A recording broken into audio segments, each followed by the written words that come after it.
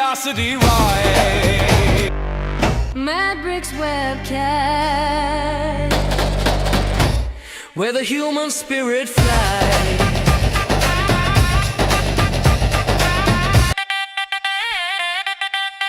Mad Bricks webcast, where the human spirit flies. Hey, welcome to the Medbix webcast. This is Raman Raju. I'm the host, and we have a very interesting program today. Very interesting, even a special, very personal to me. This program, actually, tell you, as a student of physics, and understand, spare knowledge of medicine. I love this upcoming guest for us. But before that, so I'm in Los Gatos, is one of the Silicon Valley suburbs. I'm in. I'm different place than normal place. But let me introduce you, my friend, a good friend, good supporter. Is a emotionally the beautiful, blonde, brainy, and also wonderful person inside outside. My co-host, Dr. Susan Davis. Welcome. Welcome, Hello. welcome, Susan. So, what Good have you been evening. up to? Florida Oh, sun is burning you. no, just doing, normal redneck things. You Ramana, you know, don't cow need tipping, moonshine drinking, gator wrestling, just the normal afternoon stuff here. Of course, I'm on the west coast of Florida, not like our guest who has spent a lot of time of his career in the other coast, the Space Coast. So yeah. very exciting to be here in Florida with a guest who knows so much about the Space Coast, As and long I'm as not sure there, that he has as, spent his time wrestling yeah. gators. As long as there is no hurricane, you're not flying, safe and good. You're Safe and joining good. from Fort Myers, Florida. That's I've been there. I don't think they have the best steak. You need to go to Texas, where Dr. Rogers is, to eat a better steak. Pshaw. Again, let me introduce you, our distinguished guest. I tell you that I am one of the fan of him. In fact, I watched him in the. He was in the beginning. He was hesitant to come on the show, but I told him I'm a very open-minded person, and we are. Susan is also open-minded. That's our program demonstrate that. Is all possibilities exist in my view, and the quantum physics says that. So that's my philosophy. So let me introduce you. Today we have the privilege of hosting someone whose career has been at the intersection of medicine, aerospace, and some of the most demanding human endeavors ever undertaken. Dr. Gregory Rogers is a retired U.S. Air Force Chief of Aerospace Medicine and former NASA senior flight surgeon. During his distinguished career, he supported 31 space shuttle missions. 31, Susan. Served as the Chief of Aerospace Medicine at Cape Canaveral, is not that far from Susan, and was responsible to protecting the health and the performance of astronauts and pilots and other primarily personnel operating in some of the most extreme environments in the imaginable. For most physicians, medicine is practiced within the boundaries of Earth. Dr. Rogers practiced in medicine where every physiological decision could determine the success of mission and potentially the survival of the crew. That's a huge responsibility in my view.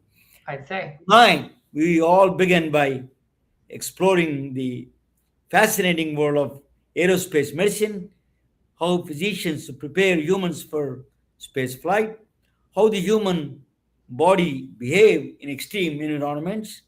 He was talking about it actually about that, and what lessons space medicine continues to teach us here on Earth. Then we will transition to a topic that has generated a worldwide curiosity. Dr. Rogers' own first-hand observations during the years at Cape Canaveral, and how these experiences have shaped his perspective about the everything about the universe itself. Dr. Rogers, welcome to the MedBix webcast. I'm truly honored to have you. Welcome, I'm very glad to be here. Good welcome. evening, Dr. Rogers. Good evening. I've been looking forward to this. Dr. Rogers, tell us a little bit of where you were born. Give me your background. Where were you born, and how did you end up in from Florida to Texas? Just give us a brief journey of your career. Where did you go to medical school? All those things, a little bit. Okay, well, I went to medical school in Oklahoma because I was born there. Even though I'm in Texas now, I'm just visiting. I actually live in McAllister, Oklahoma. So I was born at Ada, which is not far from there. So I traveled all over the world to get close to where I was born.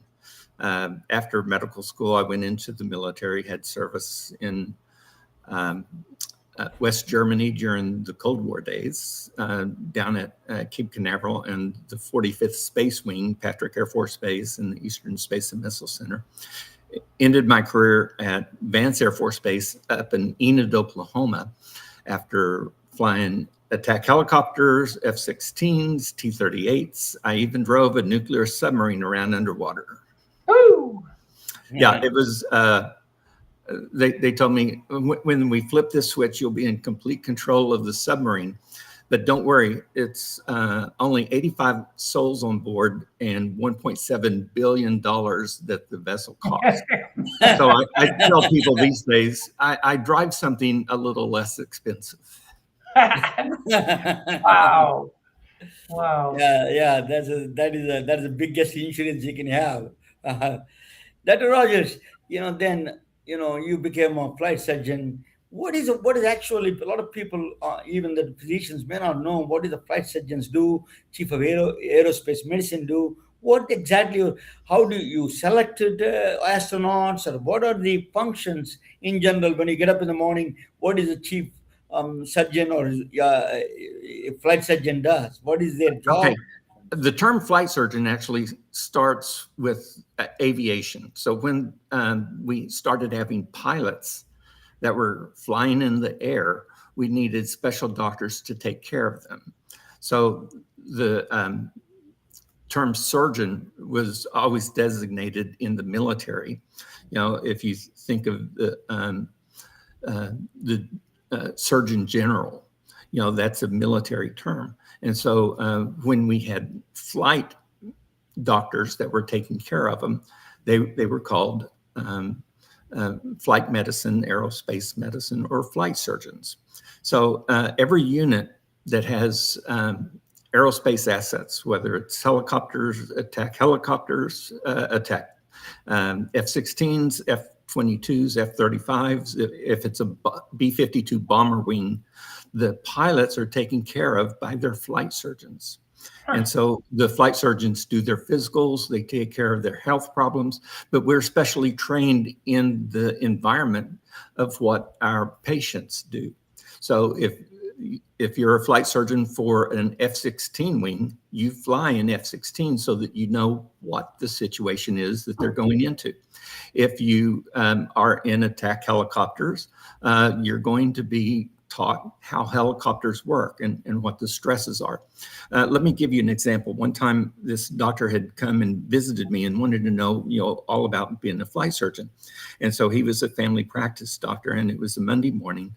And one of our pilots came in and said, well, I got hurt playing football yesterday, but it's still okay. I can handle the cyclic and collective. And so I don't need to be grounded. I said, well, what are your limitations? He said, well, I can only raise my arm to this level. I said, well, you're already grounded, so don't worry about that. So let's get on with the rest of it. And so after he left, the doctor that was visiting me said, he said he could handle the controls. Why did you say he's automatically grounded? I said, well, he flies a UH-1 Huey. During the engine start sequence, fuel can form in the turbine engine and settle there. And if it catches fire, there's a fuel cutoff switch right up here. Ah, If he can't reach that fuel cutoff switch, his aircraft catches fire, we lose the aircraft and possibly the crew. So as soon as I knew he couldn't reach the fuel cutoff switch, he was grounded. And he said, "How did you know that?" I said, "Because I've flown UH-1 Hueys and I've gone through all of the pre-start checklist." So that's what flight surgeons do. Now, then when you take care of astronauts, you have to get very specialized training because of the spacecraft they're in and all of the environment they're going to work within. So I had to get NASA certification. I went through training with the Air Force at Cape Canaveral for space operations. In fact, I was one of the last doctors to receive the space operations badge because when they recognized that I had received mine, they said, "Hold it, he's not a missileer. He's not supposed to get one of those." But there had been a precedent of giving space operations badges to the flight surgeons at Cape Canaveral. So after they did mine, they put a little clause in there not to be given to flight surgeons. Just fascinating. Who would have ever thought, Romana, that Dr. Rogers would have to mimic the work of the people, of his patients, the people his care? Wow. I mean, so when you were in space, I'm just instantly thinking of this training. You did this, I'm guessing, centrifuge. Did you have to do? Yeah, I've been through the centrifuge. I've been through zero-G training. I've been through 3 different kinds of water survival course. If you have to bail out of an aircraft, if you have to eject, if a helicopter crashes, there's what we call the helo dunker. And so it was run by the Navy, but they have this big drum and they had the exit on the right side the way it would be. And then they had windows. And so the first time they drop you into this and it rolls over, you have to find your way out and just get to the surface. The second time they do it, you have to go out the exit of the right-hand door. If you go out another exit, you do it again. So you have to find your way to the exit, because if your helicopter crashes, you've got to find a way to get out or you're going to go down with the aircraft. Well, then to simulate night flights and training, the third time we had blinders put on. And so they dropped us and you could find any exit and get out. And then the fourth time we had blindfolds on, but we had to go out the cabin crew door correctly, or you do it again. It sounds awful, but it was actually kind of fun. And so I enjoyed that. you know, how much is important is that John F. Kennedy Jr. died. Orientation, is that? Yes, well, he issue? wasn't cleared for instrument flight rules, and so he got disoriented. And so he actually entered what we know as a death spiral. As you're turning in turbulence, you can assume an attitude that is not level. And so you have to trust your instruments because it feels like you're straight and level. But when you're in a bank for a while, that seems like you're in level flight. But what you do is you just slowly spiral down until you impact the surface below you, whether it's ocean or land. And he went into a death spiral because he wasn't flying instrument flight rules. But he wasn't really trained to do that. But he flew into weather that really was beyond his capability. My goodness. So I wanted to ask you let me change a little bit of topic. Being a subject, the aerospace medicine doctor, you have to check and verify. A lot of applicants apply for astronaut jobs. So how do you eliminate what conditions definitely you don't take it? What conditions you take inside? These are qualified people. Is there any strict rules or some judgment in there involved? What kind of tools you have to judge somebody is a good astronaut or is not going to be good? Well, all of the medical testing we do has one primary purpose. We want to assure that if we spend $6 or $8 million training this person, that when they are called upon, whenever they're getting ready to fly, whenever they're in a flight operation, that they are not going to have a medical problem that proves that they can't do the job. Even with Deke Slayton, who was one of the early astronauts, they checked and rechecked so many things that were totally useless, but they didn't know what to look for. But they cleared him to be an astronaut, and it turned out that he developed a medical problem concerning his heartbeats. And so even though they had done all of these studies to try to make sure that he was as perfect as he can be, it slipped through the cracks. You know, if you remember the story of Apollo 13, they had to change crew because of an exposure to a virus that one of the crew members had never had and had no immunity to. So they said, well, we're not going to put you on a spacecraft and launch you to the moon, and halfway to the moon, you come down with this virus. So even though we try to be fastidious, we can never truly prepare for everything. So there will be things that always surprise us. You know, Doctor, yeah, go ahead. You know, Susan, you have any questions? Please. Well, I mean, my brain's just going to the physiology. So obviously these are, if possible, specimens before they're getting to, you know, leave Yes. our atmosphere here. They're in pretty good shape. What, I mean, I know when we have some recent research to compare to where we're headed here physiologically in space. I guess my question is, what are the normal functions that we're going to expect to, what are we watching first? You mentioned, you know, cardiac. So I know muscle wasting and maybe bone density, but what physiological parameters are we anticipating on short journeys versus longer times in space? Great Well, question. anytime you go into space, one of the first things that's going to happen is space adaptation syndrome or space motion sickness. About 2/3 of the astronauts will have some degree of it. Some of them will last for several days. Now, needless to say, when you're in a microgravity environment and everything, you know, people say it's there's no gravity, but it's microgravity. Anything that might be ejected from the stomach, you've got to clean up because it's going to be floating around for the rest of the mission. So you can't wipe it because as soon as you touch it, it just floats off. So you have to get this little handy vac thing and vacuum the air.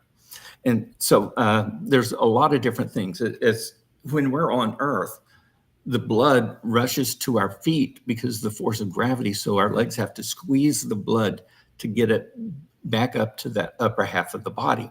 Well, when we go into space, the legs don't know any different, so they continue to do that. But against microgravity, they don't need to do that. So what happens is you'll get swelling up of the upper half of the body. The face will swell, the nasal passages swell. It's hard to taste food properly. Unfortunately, astronauts snore badly. There was one astronaut that snored so badly that when they came back, it was in the space shuttle, and so everybody was sleeping on the mid deck. They made him sleep up on the flight deck, but through the interdeck this way, they could still hear him snoring so much that it broke crew rest for everyone else. And so when they landed, they said, "Sorry, but you're not going to be able to fly anymore unless you get a soft palate revision and maybe get rid of those adenoids." And so he had the surgery. His wife thanked NASA tremendously. But when he went back up into space, he still snored so loudly that it bothered everybody. So he was told when he came down, "You'll never be able to fly again because you snore too much." Dr. So there's all kinds of things that go on. Bet vision changes. I mean, there must be all kinds of the little things, much less the major physiology. Well, I have said this to people many times. I've never said it on a podcast or any sort of public setting like that. But females have materials on the upper half of their body. And so they need to take up Earth bras and space bras because there is enlargement of these materials. One lady was really funny, a mission specialist, just as funny as could be. She took a bikini top up, and so she had pictures taken of her in space in this bikini. And so when she came back down, she said, "Well, see, this is what I really look like." It's so funny. I love it. But again, these are the little things. We're not even getting into the thought of, oh, maybe we're headed to Mars and maybe we're going to be living in space and what happens chronically living in microgravity. But right now I'll keep the image of the bikini that works. Well, But for, that's amazing. for some of the women, it was actually uncomfortable. I Yes. bet. Now, another thing that happens is that without the force of gravity pushing you down, your intervertebral discs will tend to swell. Well, people will get taller in space, but if they swell too much, it can actually cause a lot of backache because the vertebrae are normally getting squished. Well, when they expand, it stretches the ligaments, and so they'll get back pain, and sometimes it can be pretty uncomfortable. So when they come back to Earth and the gravity compresses the spinal cord again, that pain goes away. But there's also Earth adaptation, because after you've been in space for a while, when you come back to Earth, it's very strange, and it can. If you've been up for very long, 6 months or more, it can even be a few days before you're starting to walk normal. Dr. Rogers, you made an excellent point. Female the physiology is different in the space than male physiology. Interesting. I didn't know that. But one thing is, you told me this before the talk, before you came on the camera. One thing struck me very, very much. When you go to the space, he said that you don't get sick, you don't get unexpected surgeries or something like that because you don't have the viruses there. There is some protection there for the major catastrophes. Tell us a little bit about that. Oh, okay. Well, there's a lot of things that can go wrong in space. The one point I was making, that if there was an Ebola outbreak or you were in space when COVID-19 broke out, until someone comes up to your spacecraft, the International Space Station, you can't be exposed to COVID because COVID doesn't jump from the surface of the Earth inside the International Space Station. And so until somebody sends up a resupply kit that might have the virus on it, you're protected. You're good. So whatever breaks out on Earth, it's not going to reach your spacecraft. But there are all kinds of things that can happen to you when you're in space. So I in no way mean to identify that being in space is safe for the astronauts. They're under constant danger. If they're on a spacewalk and a micrometeorite punches through the layers of the spacesuit, it will begin to deflate, and you have just a few seconds to a minute or two to get back inside the spacecraft, or you're going to die. Dr. Rogers, I would imagine, I mean, you're not up there with them. The flight surgeon's not up there with them. So if one of the astronauts has a, pretty significant emergency, are the other astronauts trained medically enough to handle? We always keep a doctor up there. Oh, okay. So sometimes two doctors, and so they can help do the immediate things to take care of it. But at mission control, one of the things people don't know is that in the back right portion of the room, there's a flight surgeon. If you listen to the calls before launch, they will say, FIDO, ECOMS, all of this stuff. And the last person they get to is surgeon. And so the surgeon has to say, go.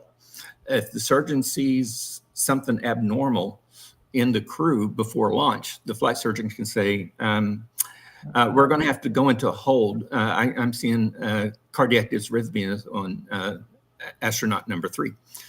And so that shuts the whole thing down. So the flight surgeon is always in mission control. They have private communications so that if an astronaut is having a problem, they can get a private line to talk to the flight surgeon and get a heads up on what do I do about this. So even though the flight surgeon isn't in space, they have a private line to tell them, okay, here's what we've got available. So the flight surgeon, at mission control understands all of the medicines that are up there, all of the bandages, all of the capabilities. So is this something we can handle? And if not, are we going to have to put the person in a spacecraft and bring him back to Earth because of that medical condition? But Rogers, what are the common complaints from astronauts? Pain on the earth, pain, cough, cold. These are all complaints. What are the common complaints you get from the astronauts from space? Um, uh, various pains that can occur when you're in microgravity.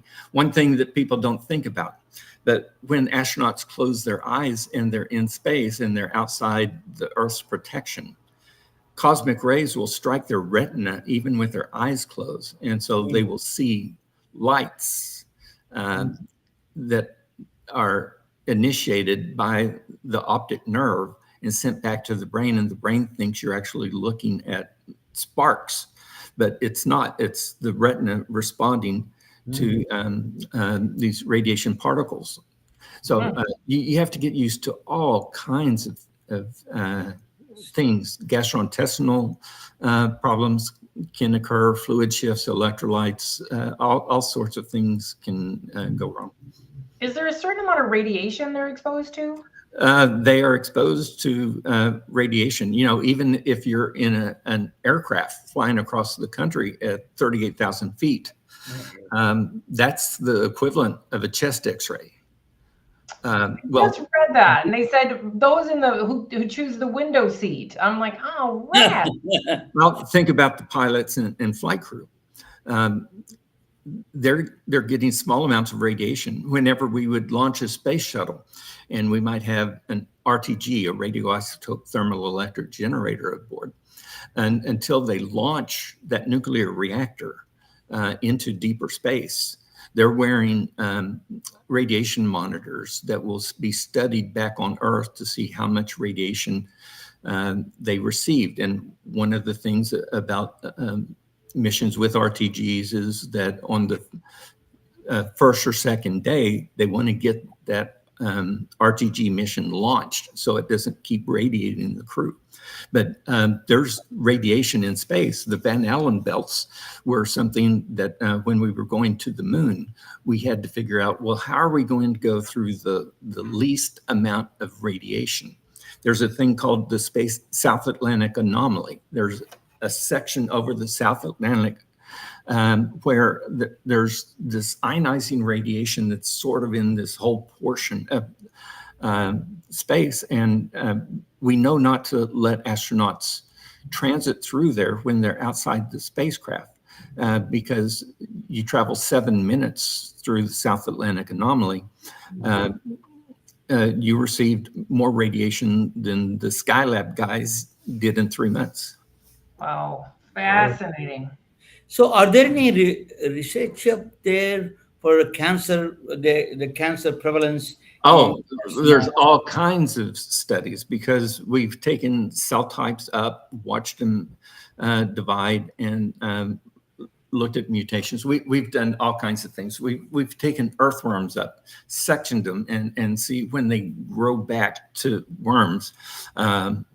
We would do some at like day 3 and some at day 7. And was there a difference for how they healed after they'd been exposed to radiation? There's all kinds of research that has been done that virtually nobody knows about, but it's all very important, and it's added a great deal to the knowledge of medicine on Earth. So that's an aspect of the space program that most people never understand, but we've had major breakthroughs by the medical research done in space. I can imagine the race to which research is going to go up with each mission. I mean, who wins, whose project gets to go up? I think yes, it would be interesting, that filtering process. One of the things we found was that when corporations would spend a bunch of money to send an experiment up, and then they found a breakthrough, well, guess what? It belongs to them when the crew returns, and that corporation can make millions and Yeah. millions of dollars Yeah. with the breakthrough that they did through research in the space mission. And that's why the International Space Station was so important, because for the space shuttle, you could stay up for 17 days. For the International Space Station, they're circling 365 days a year. They circle the Earth 18 times every day. So they will see Oh, 18 sunrises and 18 sunsets in a 24-hour period. wow. You're traveling over Yeah. 17,000 miles an hour, 5 miles per second. Oh my Dr. gosh. Rogers, I interviewed a few surgeons and a few space medicine doctors. You shed a light that I never had. It's a fascinating what you're saying. All those things is really. Now I get into another fascinating video. I watched it for you on LinkedIn. Then there's eyebrows everywhere. Everybody is talking about it. Yep. But before that, as I'm a physicist, I have a master's in physics. I'm not a doctor like you. I'm just acting on one here. But the most important is that the physics creates that fundamental questions and fundamental area. I'm going to do 4 or 5 slides. After that, I wanted to come back and ask you what phenomena is so strange. You said that he never revealed anywhere else. So you're going to tell us the first time on our show. So before that, I'm I going may to tell you a bunch of stuff yeah, people haven't I'm heard. I'm going to introduce you this this concept of blue dot principle that I wrote. Navia, can you bring a blue dot, and then for 10 minutes I'm going to show you this blue dot principle what it is. I was when I was a kid, I used to go to movies with my father, and in India, in small theaters, always there was a dot there present on the silver screen. I thought, what is wrong with that dot? Why it is coming all? Is some screw there in the is a burn somebody smoke cigarette there and throw it out there. I'm always wondering about that question. Why there is a blue dot every time I go to that movie theater? I see that blue dot. That created a very fundamental question. That blue dot, everything is silver screen. The whole movie is very good. You can do everything, but you can see that blue dot. When I grew up now, I studied masters in physics. I further expanded into the idea of what the blue dot means. I'm going to show you. The blue dot principle can apply in physics everywhere. For example, in the Newtonian physics, for example, in the laws of physics, Newton was the chief scientist, and he was like reigned of science for 200 years. Nobody questioned his knowledge and his equations. Everything, planes, play cars, or anything that mobiles, any motion that has to follow the Newtonian laws. But one thing, there is anomaly, one blue dot anomaly there. That was Mercury is moving very strange around the sun. Is not following the Newtonian law. It's a perihelion motion, that is they call. It is going there and shifting the motion different. That puzzled a lot of people. They said that, oh, they try to come up with different answers. Eventually, Albert Einstein saw that fundamentally changes the laws of physics. He said that it is nothing to do with the wrong with the laws. It is fundamentally understanding of gravity itself. Space time is a curvature. It bends the space time. It's like a fabric. You put something there in the fabric, it bends. Space time is like that. It bends and curves. So that bending of space is causing that perihelion motion. So Albert Einstein opened up the new understanding of science through that blue dot, one motion. Newtonian laws applied everywhere in the universe, except one, the Mercury that did not follow the law. That became a blue dot for the entire science. The entire science he changed. Yeah, he advanced to the special theory of relativity and the general relativity. That's the blue dot principle. In medicine, there is another. I will tell you in the medicine. In ulcers, a lot of people thought that bacteria would not survive in a highly acidic environments. That's one of the, that's a traditionally people. I don't know that both of them can know more than me about that, Dr. Rogers and Susan. But acidic environment is not supposed to survive the bacteria. But they found out eventually is all they thought spicy foods, cigarette smoking, alcohol, all kinds of things they thought. But eventually they found out is H. pylori bacteria is causing the infection. That was a very non-traditional thinking. Somebody thought, some doctor, I forgot his name, he found the bacteria there inside the ulcer is causing that infection. So bacteria, so that's why triple combination they do for ulcer treatment. That is a wonderful in the blue dot. So when you question the fundamentals, and you question that some fundamentals are not as fundamental as possible as you think, that is a, for example, third one I can give you another blue dot is the in the when the racial segregation time, the blood was separate from black, brown, my blood and white. They're all separate, segregated the blood. Dr. Charles Drew is a doctor like Dr. Rogers. What he said was, there is nothing, there is no difference. They're all same. So in fact, he resigned for the R&D protested the policy. So a blue dot principle, evidence changes the policy, and the policy agreed. Government changes the policies. Yeah, anybody can donate. The blood groups are the problem. That plasma is same everywhere. For you can use it. So evidence changes. A blue dot. One question. That question is a fundamental assumption when you question that. So a lot of people are talking about UAP, unidentifiable anomalous phenomena, UAP, unidentified flying objects, they call in different ways. As a physicist, what are the important things is missing there? Why we need to pay attention? Where is the blue dot in this UAP, UFO? I can tell you there's three things that question that blue dot principle in the unidentifying. One is the first one. I'm going to talk about this is the inertia.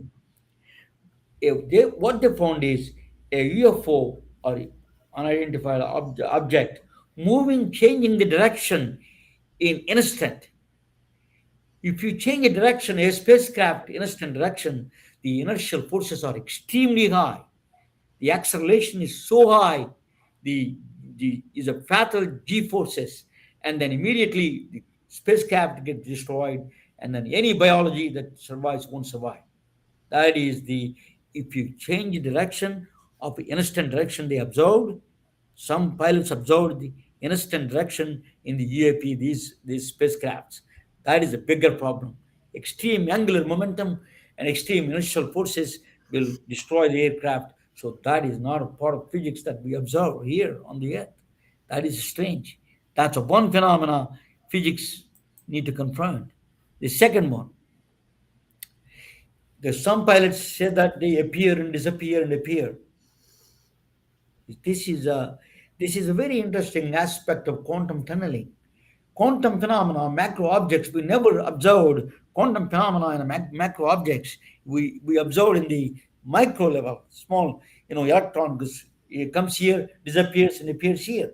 Quantum jump is not a real jump. It is appear, it appears here, disappears and appears here. It doesn't travel. So that's what it's doing here. Some of the pilots mentioned, Dr. Rogers can correct me if I'm wrong, but that they found the one of the thing is quantum tunneling and macro objects are not possible for our physics, for our universe, for that we see. We don't have that. No one has that kind of a technology or understanding the macro level kind of things to behave like quantum objects, like spacecraft cannot exhibit a quantum behavior. That was a big blue dot for us. The third one is the most important one is the seamless air to water. So some of the pilots observed these UFOs moved from air to water. Water is 800 times denser than air. Yes, that going that it goes into with that speed, it goes into pieces. It's a fluid, is a violation of the fluid dynamics.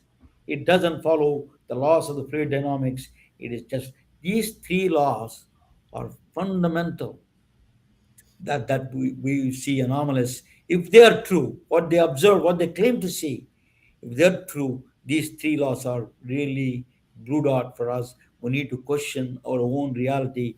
Dr. Rogers can spend more about it. The reason was I did that is my my preference is humanities questions are who decided, I'm going to extend this to humanity later on, but I'm going to come back to that later on to you. But let me get back to Dr. Rogers first and take it out that and bring us back, Navya. Um, yes, Dr. Rogers, that is the. I wanted to guide you to the principles of there is no. You asked me something, you're going to say something, very very strange. Yeah, we are that strange phenomena causes the change of law. So we are always welcome. Tell us your story, what you observed, what strangeness you saw Okay. in the sport. First of all, when we make assumptions based on current technology and we say this is the way things are, that turns out to be false when the technology and knowledge increases. If you asked a Roman, how long does it take to get to Egypt? He would say, 3 weeks. We can get on a ship and we can sail. And you'd say, could you get there in 3 hours? No, of course not. That's impossible. Science would not allow it. And then we invent the aircraft, and now it's possible. So a lot of those things that you're discussing, I can recall when we have had breakthroughs in technology, and all of a sudden things that were completely impossible for become possible. So things may seem as though they're impossible, but it's just that we don't understand the technology and the science that's leading to it. So when we say it breaks the laws of physics, no, they don't. It just breaks the laws of our physics. When I got to the space program, I talked to astronauts, and they saw things in space that NASA doesn't want them to tell about. The military does the same thing, and I had my own experience in 1992. I accidentally was shown the video of what I believe to be a reverse engineered UAP that was being flight tested. And it had U.S. Air Force flight insignia on it. So I actually watched an impossible vehicle as it was being tested. And it wasn't even the advanced stuff. This was just our reproduction version of it. But, one thing, since I have brought this kind of information out, I've received, a lot of praise, but criticism. However, one thing I'm going to reveal tonight on your show that I've never revealed before is that I have actually had medical problems that, upon further review, we have set up electronic monitoring devices in our home, and we have tracked interferences with us as biologic beings that were being sent into our home and detected by these devices. In the United States, there's been a number of missing Air Force, NASA scientists at advanced levels that have suddenly gone missing or disappeared or been found dead. Just a few weeks. I'm sorry. Who is doing this monitoring for this interference? Who is doing that? Do you think? I'm not going to name the physicist, but it's an advanced physicist who has been hired to do this kind of monitoring for people that I can't say who they are. Okay. However, like General McCaslin in New Mexico just walked out his front door and disappeared. There was a JPL woman who had very advanced degrees, was just remarkable. She was hiking on a trail and she disappeared. And we don't have explanations for this. Well, I was going through a sleep study at the hospital, and so I got out at like 4:30 in the morning. As I was waiting for my wife to come and pick me up, I had this sudden. The second the dog's coming in, but I had this absolutely amazing idea that I should set down my phone, I should set down my kit bag, and if I would walk into the woods, they would be waiting for me. Everything was going to be warm. Everything was going to be wonderful. And without realizing, I set down my phone in my kit bag and I started to walk away. And then all of a sudden it dawned on me, what on earth am I doing? And I stopped myself, but where that thought process came from, I don't know. I have no desire to harm myself, but I have never, ever had the desire to just leave everything behind and walk into a woods. And when I was talking to the physicist who was doing the monitoring, he said, and some other people from organizations I can't name on air, but they said, What is the purpose this was behind it? exactly what General McCaslin did. And so to a certain extent, I want to put this out on the airways because I want people to know that I have no intention to do anything like this. And yet, for whatever reason, I nearly became, that 16th or 17th missing person because I had this amazing desire to walk into the woods and keep going. And I felt that everything was going to be fine. And I have no idea where it came from. What is the purpose of that? You think? Why they want to do? What is? What is? I'm just trying to understand. What is the destination purpose for this whole thing? I absolutely have no idea.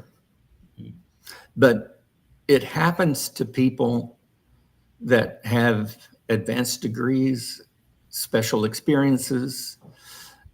And so it's like they're selecting who they want to do this to. It's happened to like 4 different people from the Jet Propulsion Lab in Pasadena.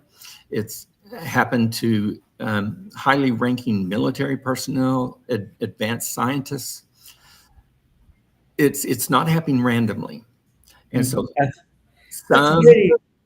somewhere there's an answer, and I have no idea where that answer is, but I had have that the same. idea to just walk off, and I started to do it.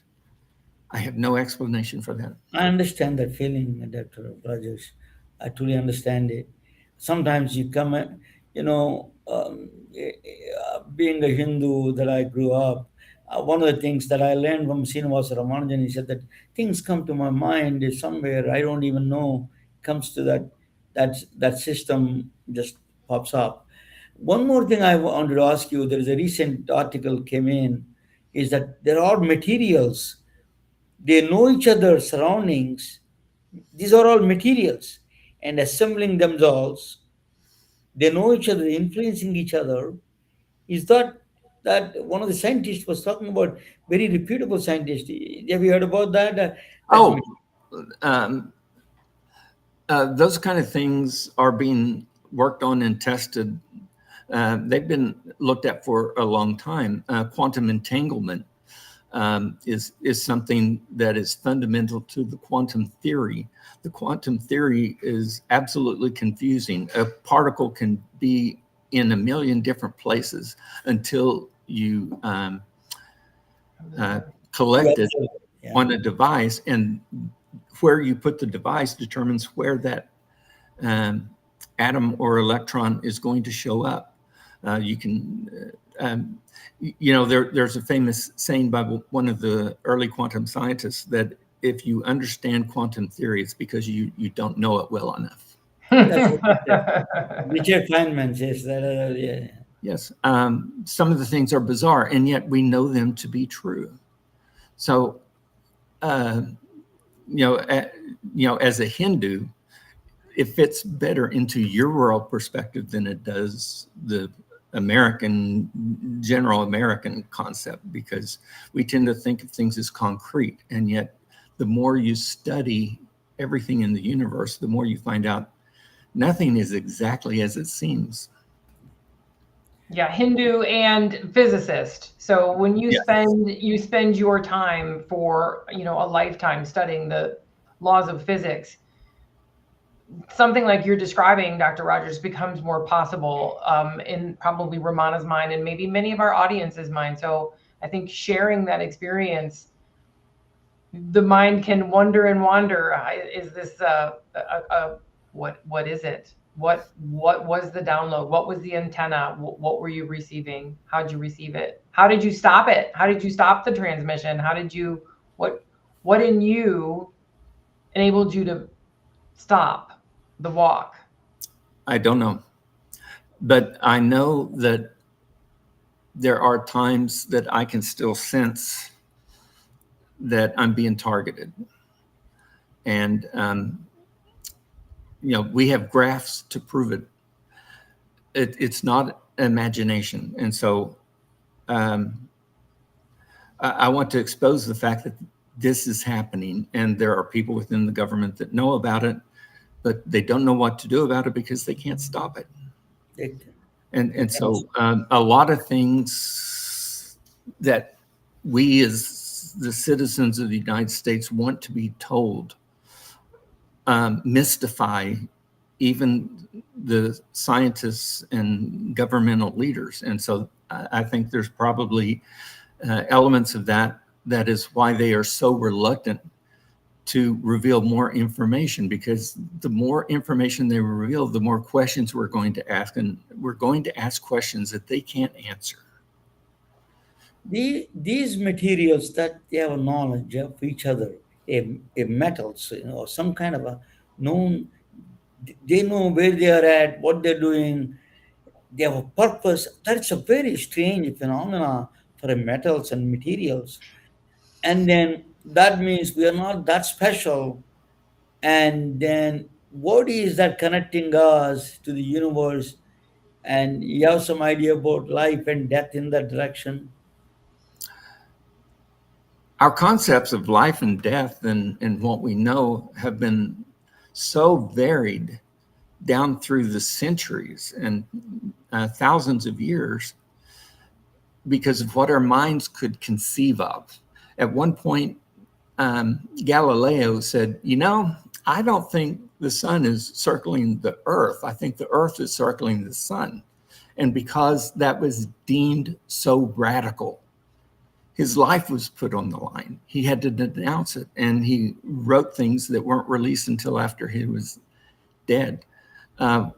What are we willing to do in our governments, in our hierarchies, in order to preserve what seems to be the status quo, even when the status quo has been proved to be wrong? Yeah. Beautiful. And so we know these things are happening, but because they can't be explained, we will not talk about them. Navya, while they give us credit for. Navya, while Susan is talking, can you bring the last slide? Last slide on my presentation. No, I was just saying, Ramana, I think we're tougher than they give us credit for. And, often we ourselves have to admit when we don't know. We have to be able to admit when we don't know and be open to what is being downloaded, regardless of what's the source. So go ahead, Ramana. Susan, just you always taught me, you teachers, I learned quite a bit from you, actually, these kind of things. The work, for example, who decided that, these are the fundamental questions. A lot of people, AI taking over jobs. Who said that you have to work 9 to 5, Monday to Friday? Who came up with this idea? This is we take as a fundamental assumption that we lose jobs because you didn't work for 9 to 5. This is the fundamental assumption we can apply the blue dot principle everywhere. Here is one of them. I'm telling you about work. Who decided that you productive work must be 9 to 5 and shift based? These are all the fundamental assumptions we need to question that. Success and reward. So we decided not the that success must be measured primarily in money. Who said that? Why is success to be measured only in the primarily through money? That was another question we need to raise as humanity. To progress, why can't progress to measure by kindness and compassion and profit? I'm not saying that you need to leave capitalism. You can create even a mathematical function for all of them that I mentioned. You can create actual functions, mathematical structures, a technology structure you can create to follow that rules. So we are really missing the blue dot principle in that sense. What Dr. Rogers said, that fundamental assumptions. Take it out. That Navia is okay. I don't need that slide anymore. But Dr. Rogers, your wisdom is profound. I believe everything you say. Because um, as a physicist, I am a practical. Everything you said is touches me in every way. We are really missing something, that are not questioning fundamentals are missing. We are not questioning those fundamentals. Susan, you take on a couple of minutes on that one. You can say anything 1 minute. No, I just know that, that we are entirely, as a world, coming together in ways that we haven't before. We're falling apart in ways we've never fallen before, and at the same time coming together in ways that we had never had before. We all watched, and we're closing out here, but we all watched 3i Atlas and watched its behavior. You didn't have to know anything about space to notice that was strange. There's all kinds of strange things. Dr. Rogers' stories, there's things that we all know are out there, and we deserve and want to know more. It's human nature to want to know more. We are a curious species. We want and should, and we will continue to evolve and learn more. So I really appreciate, Dr. Rogers, you sharing your experiences with us. It's our fundamental right as humans to know, always to have that door of curiosity open, regardless of really, unknown outcomes. Like you said, 3 weeks to get from A to B, and now we can do it in 3 hours. Who knows what's behind that next comment? That's Comet. In fact, when did we go from UFOs to UAPs? What happened to our UFOs? So, Dr. Rogers, you spread such a wisdom and knowledge, and of course the fundamentals. I think I appreciate your boldness and coming out. I have no problem understanding anybody. Why are you? There are some people who said that, why are you bringing a controversial people? He's not a controversial to me. Dr. Rogers is a well distinguished physician, and he earned his respect, and everything he says, I'm going to follow him. That is. Thank you so much. It's truly an honor. I give you a last word. What do you want to say about humanity? What we need to learn from people like you? What we all need to learn? Uh, I'll just close by saying we're not as smart as we think we are. When we try to put limits on the universe, Yes. we're just showing our foolishness, because the universe is going to show us that we were wrong. Thank you, sir. We want you to come back. You can. You're always our favorite guest for us. I can tell you today. Thank you so much. It's truly an honor to have you. Honor I, of ours. Well, you asked me and I'll be back. Thank you, sir. We Fantastic. enjoy talking with you. Thank you so much for joining with us.